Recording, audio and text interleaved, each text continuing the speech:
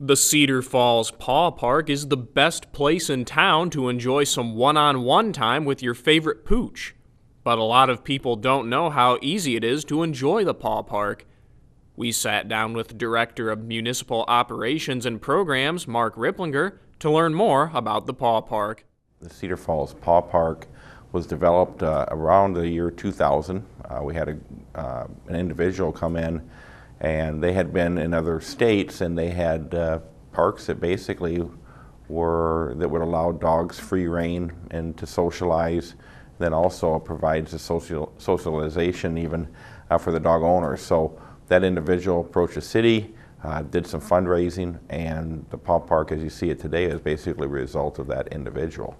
The facility itself is just what it is. It's an area for dogs to run free, socialize with other dogs, socialize with other owners, and it's been extremely popular ever since we've opened.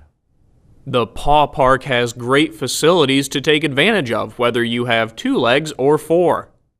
It's about a 3-acre facility. It does include a restroom outside. It's kind of a trailhead. We have about 14 or 18 parking stalls there. And within the fenced area, of course, it's an old area where a contractor dumped a lot of concrete. It was capped with dirt, so it's got quite a bit of different heights and elevation. Inside we have a large dog area when you first come right into the gate. To the right, which would be roughly to the south, there's a small dog area. Sometimes people like to separate the 2 different sizes just because some of the bigger dogs might play a little bit rougher with the little dogs and those sorts of things. So it's kind of been a nice addition. We do have a shelter there. We have drinking fountain inside for the dogs and those sorts of things. If you only plan on visiting the park occasionally, don't worry. There's a way for you to enjoy the park without paying the annual fee. The fees are $15 a year, which are very reasonable. We sell about 250 passes a year.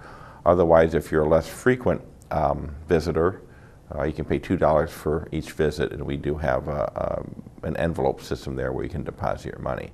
Of course, there are some rules in place to make sure that the Paw Park stays safe and fun for all dogs and their humans. The rules are pretty general, and again, they're to protect the animals and the owners. There's an age, we don't allow dogs in there. I think that they have to be at least 6 months old. Obviously, the dogs and the owners need to get along. If the dog has some aggression towards any other animal, they need to be removed immediately. If there's an incident where a dog injures another dog or a person, those need to be reported to the city so we can follow up to see if there's an aggression issue. Obviously, we want to make sure the dogs have their necessary vaccinations, rabies, distemper, and those sorts of things in case there is an incident. We certainly don't want disease or any of those sorts of things to impact other dogs. If you've always wanted to visit the Paw Park, now's the time to try it out. You can simply visit City Hall at 220 Clay Street and purchase either an annual or daily pass. And the hours of the park are perfect for any schedule. The hours are generally what our park hours are. 5 a.m. In the morning till 10:30 at night. That's our general park hours. Obviously, some people might be there a little bit later, and it's not that big a deal. If, of course, there's not a lot of noise and those sorts of things. There is a security light there, so in the winter, even though we have, it gets dark so early in the day, people still utilize it in the winter, utilizing the lighting that's available.